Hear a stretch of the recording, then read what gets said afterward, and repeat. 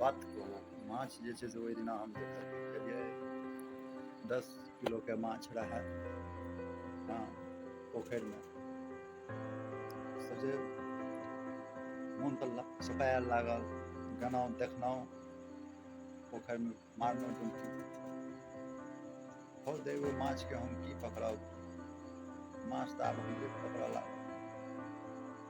आब ओ माछ रहै कि की रहै, उठा उठा पटकऽ लागल। हम तऽ भागि गेलहुँ।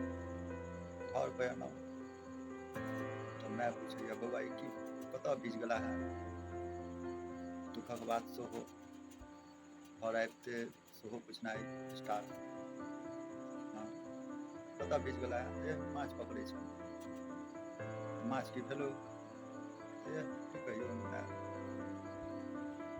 माछ जे छै से पटकऽ लागल। ओ माछ पटकि देलकौ? हाँ। तऽ हमरा तऽ घरोमे मारि लागल, भागि गेलहुँ।